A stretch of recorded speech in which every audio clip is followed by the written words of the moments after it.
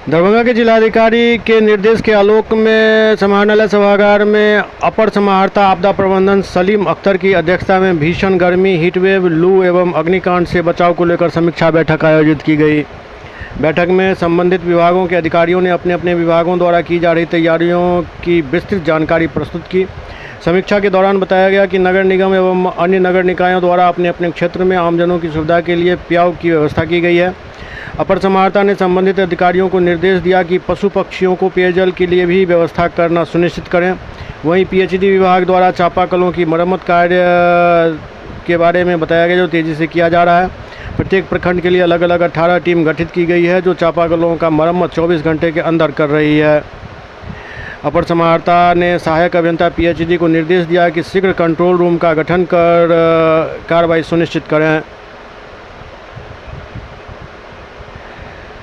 उन्होंने स्वास्थ्य विभाग को निर्देश दिया कि सभी विद्यालयों एवं आंगनबाड़ी केंद्रों के लिए ओआरएस पाउडर की पर्याप्त उपलब्धता सुनिश्चित की जाए। साथ ही जिला पशुपालन पदाधिकारी को पशु चिकित्सा दल का गठन करने का निर्देश दिया।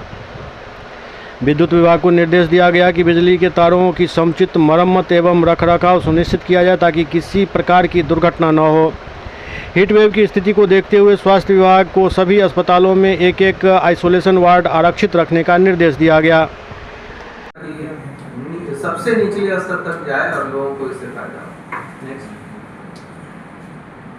ये किस किस जगह पे चलाया जा रहा है उसका एक लिस्ट है पूरा, ठीक है। नेक्स्ट नेक्स्ट ये कुछ फोटोज हैं जो अभी हमने बात किया। नगर निगम क्षेत्र में कितना अच्छा तरीके से देखिए प्याऊ शिविर लगा करके किया गया है।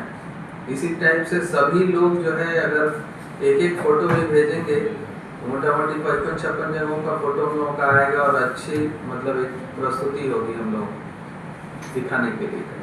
नेक्स्ट, ये देखिए लगता है हमारे सूचना जनसंपर्क विभाग की ओर से लगाया गया है होर्डिंग्स, उसका भी है।